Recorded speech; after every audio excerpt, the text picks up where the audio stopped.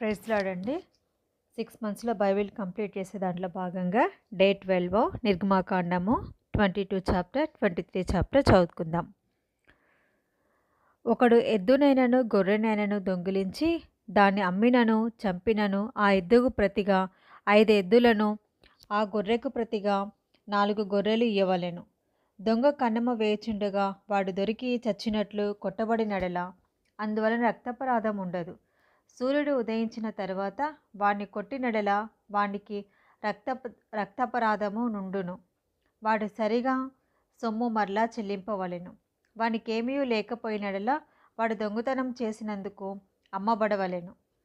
వాడు దొంగిలినది ఎద్దైనను గాడిద అయినను గొర్రె అయినను సరే, అది ప్రాణంతో వాని యొద్ద దొరికినడల రెండంతలు చెల్లింపవలెను. ఒకడు చేనునైనను ద్రాక్ష తోటనైనను మేపుటకు తన పశువును విడిపించగా ఆ పశువు వేరొకని చేను మేసినడలా అతడు తన చేలలోని మంచిదియు ద్రాక్ష తోటలోని మంచిదియు దానికి ప్రతిగా ఇయ్యవలెను.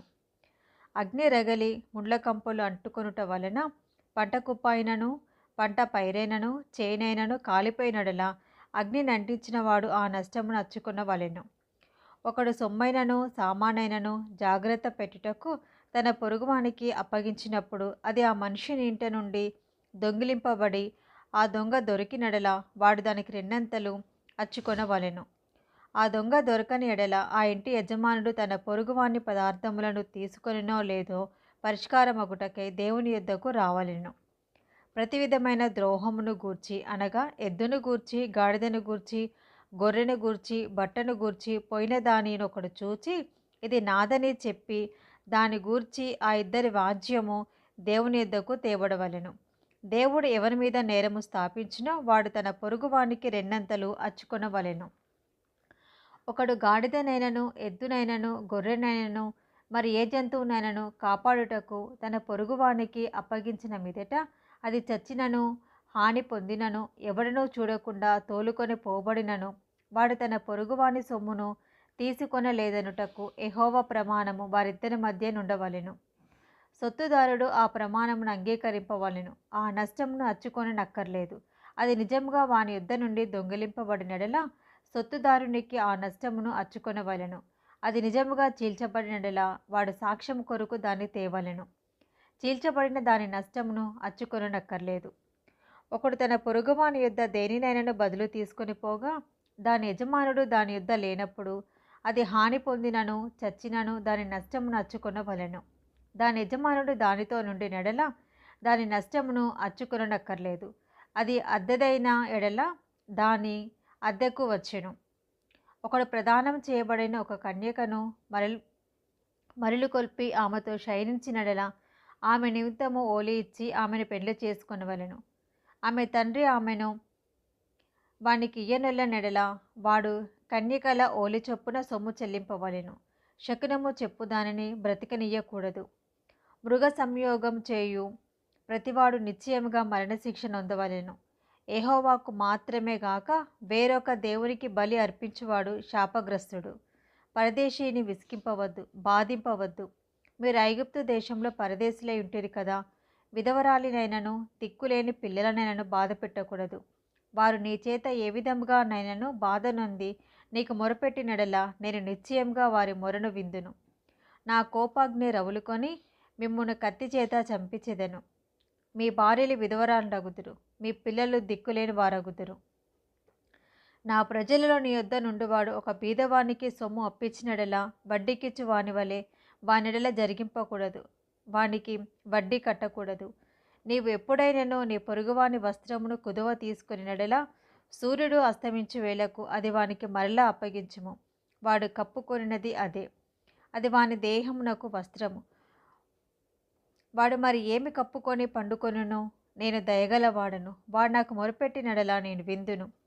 నీవు దేవుని నిందింపకూడదు, నీ ప్రజలలోని అధికారిని శపించకూడదు. నీ మొదటి సస్య ద్రవ్యమును అర్పింప తడువు చేయకూడదు. నీ కుమారులలో జ్యేష్ఠుని నాకు అర్పింపవలెను. అట్లే నీ ఎద్దులను నీ గొర్రెలను అర్పింపవలెను. 7 దినములు అది దాని తల్లి యొద్ద ఉండవలెను. 8వ దినమున దానిని నాకు ఇయ్యవలెను. మీరు నాకు ప్రతిష్ఠింపబడిన వారు కనుక పొలంలో చీల్చబడిన మాంసమును తినక కుక్కలకు దాన్ని పారవేయవలెను. నిర్గమాకాండము 23వ అధ్యాయము. లేని వార్తను పుట్టింపకూడదు. అన్యాయపు సాక్ష్యమును పలుకుటకే దుష్టునితో నీవు కలియకూడదు. దుష్కార్యము జరిగించుటకే సమూహమును వెంబడించవద్దు. న్యాయమును త్రిప్పివేయుటకు సమూహంతో చేరి వాద్యములో సాక్ష్యము పలకకూడదు. వ్యాజ్యమాడువాడు బీదవాడైనను వానిడల పక్షపాతముగా నుండకూడదు.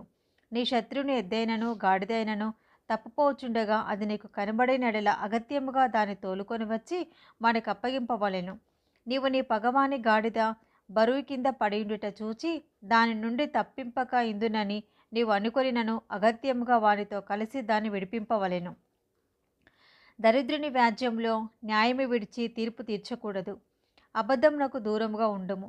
నిరపరాధినైనను నీతిమంతునైనను చంపకూడదు. నేను దుష్టుని నిర్దోషినిగా ఎంచను. లంచము తీసుకొనకూడదు. లంచము దృష్టిగలవానికి గుడ్డితనము కలగజేసి నీతిమంతుల మాటలకు అపార్థము చేయించును. పరదేశిని బాధింపకూడదు. పరదేశీ మనస్సు ఎట్లుండునో మీరు ఎరుగుదురు. మీరు ఐగుప్తులో పరదేశులై ఉంటిరి కదా. 6 సంవత్సరములు నీ భూమిని విత్తి దాని పంట కూర్చుకొనవలెను. 7వ సంవత్సరమున దానిని బీడు విడవవలెను.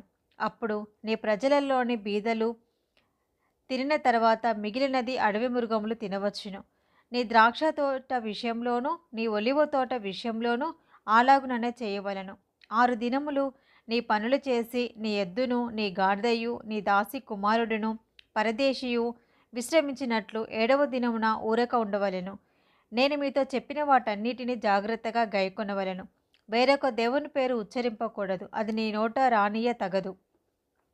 సంవత్సరమునకు 3 మార్లు నాకు పండగ ఆచరింపవలెను. పులియని రొట్టెల పండుగ ఆచరింపవలెను. నేను నీకు ఆజ్ఞాపించినట్లు అబీబు నెలలో నీవు ఐగుప్తులో నుండి బయలుదేరి వచ్చితివి కనుక ఆ నెలలో నియామక కాలమందు 7 దినములు పులియని రొట్టెలను తినవలెను. నా సన్నిధిని ఎవడనూ వట్టి చేతులతో కనబడకూడదు. నీవు పొలంలో విత్తిన నీ వ్యవసాయంలో తొలి పంట యొక్క కోత పండుగను, పొలంలో నుండి నీ వ్యవసాయ ఫలములను నీవు కూర్చుకొనిన తర్వాత సంవత్సరాంతమందు ఫల సంగ్రహపు పండుగను ఆచరింపవలెను. సంవత్సరం నాకు 3 మార్లు పురుషులందరూ ప్రభువైన యెహోవా సన్నిధిని కనబడవలెను. నా బలుల రక్తము పులిసిన ద్రవ్యంతో అర్పింపకూడదు. నా పండుగలో నర్పించిన క్రొవ్వు ఉదయం వరకు నిల్వ ఉండకూడదు. నీ భూమి ప్రథమ ఫలములలో మొదటి వాటిని దేవుడైన యెహోవా మందిరమునకు తేవలెను. మేకపిల్లను దాని తల్లి పాలతో ఉడకపెట్టకూడదు. ఇదిగో, త్రోవలో నిన్ను కాపాడి నేను సిద్ధపరిచిన చోటుకు నిన్ను రప్పించుటకు ఒక దూతను నీకు ముందుగా పంపుచున్నాను. ఆయన సన్నిధిని జాగ్రత్తగా నుండి ఆయన మాట వినవలెను. ఆయన కోపము రేపవద్దు. మీ అతిక్రమములను ఆయన పరిహరింపడు. నా నామము ఆయనకున్నది. అయితే నీవు ఆయన మాటను జాగ్రత్తగా విని నేను చెప్పినది యావత్తు చేసినడలా నేను నీ శత్రువులకు శత్రువును నీ విరోధులకు విరోధినై ఉందును. ఎట్లనగా నా దూత నీకు ముందుగా వెళ్ళుచు అమోరీయులు, హిత్తీలు, పెరిజీలు, కనానీయులు, హివ్వీయులు, యోబూసీయులు వారున్న చోటుకు నిన్ను రప్పించును. నేను వారిని సంహరించెదను. వారి దేవతలకు సాగిలపడకూడదు. వాటిని పూజింపకూడదు. వారి క్రియల వంటి క్రియలు చేయక వారిని తప్పక నిర్మూలం చేసి వారి విగ్రహములను బొత్తిగా పగలగొట్టవలెను. నీ దేవుడైన యెహోవానే సేవింపవలెను. అప్పుడు ఆయన నీ ఆహారమును నీ పానమును దీవించును. నేను నీ మధ్య నుండి రోగము తొలగించెదను. కడుపు దిగబడుదునయు గొడ్డుదియు నీ దేశంలో ఉండదు. నీ దినముల లెక్క సంపూర్తి చేసేదను. నన్ను బట్టి మనుషులు నీకు భయపడినట్లు చేసేదను. నీవు పోవు సర్వదేశముల వారిని ఓడగొట్టి నీ సమస్త శత్రువులు నీ ఎదుట నుండి పారిపోవునట్లు చేసేదను. మరియు పెద్ద కందిరీగలను నీకు ముందుగా పంపించెదను. అవి నీ ఎదుట నుండి హివ్వీయులను, కనానీయులను, హిత్తీయులను వెళ్ళగొట్టును. దేశము పాడై అడవి మృగములు నీకు విరోధముగా విస్తరింపకుండానట్లు వారిని 1 సంవత్సరంలోనే నీ ఎదుట నుండి వెళ్ళగొట్టును. నీవు అభివృద్ధి పొంది ఆ దేశమును స్వాధీనపరుచుకునే వరకు క్రమక్రమముగా వారిని నీ ఎదుట నుండి వెళ్ళగొట్టెదను. మరియు ఎర్ర సముద్రం నుండి ఫిలిష్టీల సముద్రము వరకును, అరణ్యం నుండి నది వరకును నీ పొలిమేరలను ఏర్పరచెదను. ఆ దేశ నివాసులను నీ చేతికి అప్పగించెదను. నీవు నీ ఎదుట నుండి వారిని వెళ్ళగొట్టెదవు. నీవు వారితోనైనను వారి దేవతలోనైనను నిబంధన చేసుకొనవద్దు. నీవు వారి దేవతలను సేవించినడలా అది నీకు ఉరియగును. కనుక వారు నీ చేత నాకు విరోధముగా పాపము చేయింపకూడనట్లు వారు నీ దేశంలో నివసింపకూడదు. ఇది ఈరోజు భాగం అండి. Praise the lord.